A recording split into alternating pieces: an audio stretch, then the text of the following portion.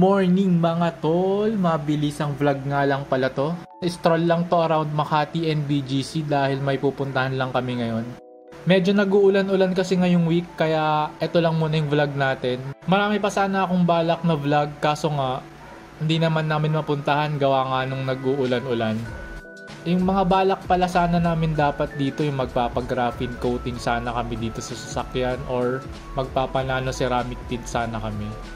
Abang-abang na lang kayo pala dito sa vlog kung ano yung mas nauna. It's either mauna yung tint or mas mauna yung graphene coating. Antayin lang natin sigurong mawala muna yung ulan, pagandahin muna natin yung panahon.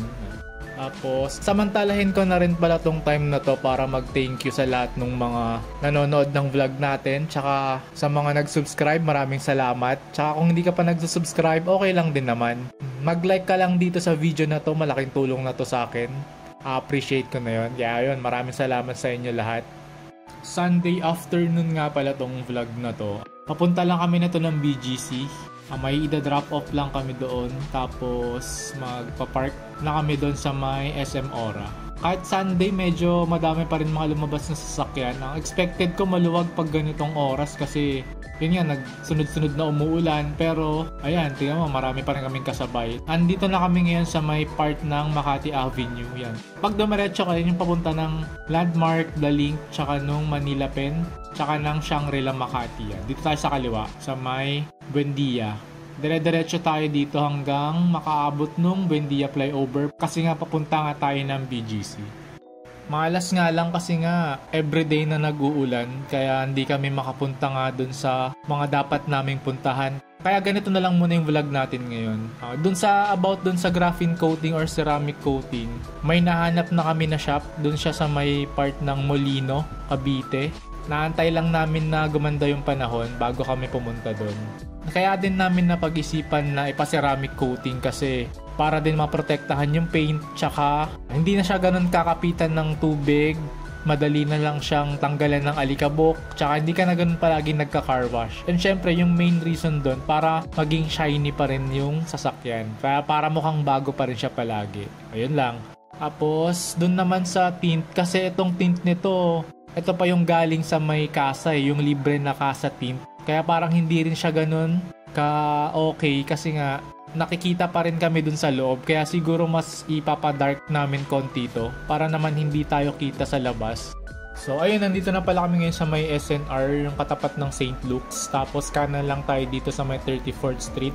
Dire-diretso lang to hanggang makarating dun sa dulo. Meron din pala ditong Lexus. Yan. Sa kanan, dito yung papuntang Turf. Actually, marami pa naman sana kaming balak puntahan ng mga lugar. Kaso nga lang, inaantay lang talaga namin na gumanda nga yung panahon. So balak sana namin mag-long drive, yung multi-day na driving. Gusto namin mag-drive ng malayo papuntang north, ganun. Kaya next time, kung medyo okay na nga yung panahon, i-vlog namin lahat yun. Siguro kung sobrang haba, hati-hatiin ko na lang siya ng by part. Kunyari yung isang araw, part 1, yung sumunod na araw, part 2, ganun na lang. Para naman hindi siya yung sobrang haba na parang movie pagpapanoorin mo. Ang nasa plano namin kasi papuntang north, either La Union or Ilocos. O baka diretsong Ilocos na hanggang makarating sa dulo sa Pagudpud sa may Patapat Bridge. Tapos next siguro namin pupuntahan doon is yung Baguio.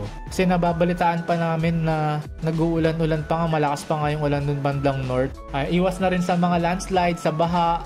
Kasi gustong gusto ko talagang ma-experience yun, yung malayo ang drive, yung magdadrive ka ng 8 to 10 hours na ganun. Tsaka para matest na rin namin yung sasakyan, di ba? Tsaka nakaka-excite din kasi pag ganun, di ba? Kasi marami kang pupuntahan sa isang araw. Bale, isasama namin kayo lahat doon. Isusubukan namin videohan lahat yun, lahat ng pupuntahan natin dun sa north. Yan, dito na kami sa may part pala ng market. Dito mag-left turn lang tayo dito papuntang SM Ora. Yan. Dito sa may left side, dito yung market. Tapos tong side na to, sa may right, ito yung Serendra.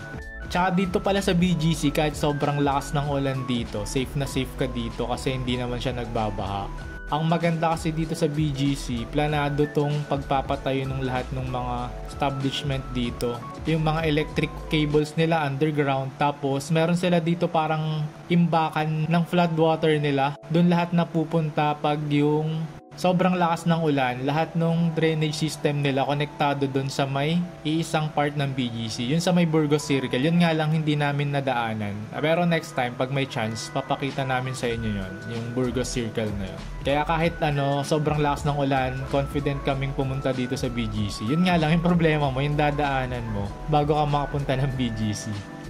Eto, malapit na pala kami sa may parking ng SM Ora. Dito kami madalas nagpa-park kasi madaming space dito, tsaka hanggang basement 3 yung parking nila. Dito rin kasi kami madalas kumakain after namin sa lakad namin ng weekends. Dito kami nagstay para kumain.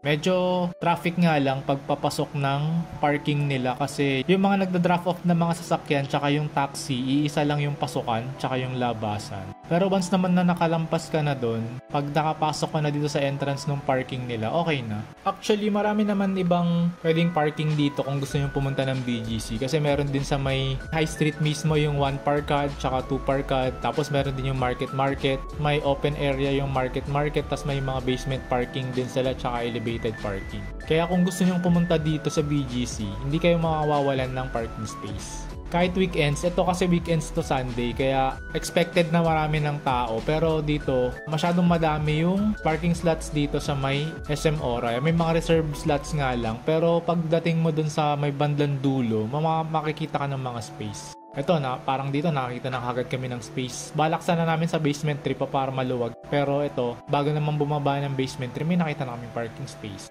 So, ayun lang. Thank you so much pala ulit sa panonood ng vlog. Mag-abang-abang na lang kayo sa mga next na upload namin. Thank you so much. Tsaka, subscribe kayo sa channel namin. Yun lang. Thank you. Bye-bye.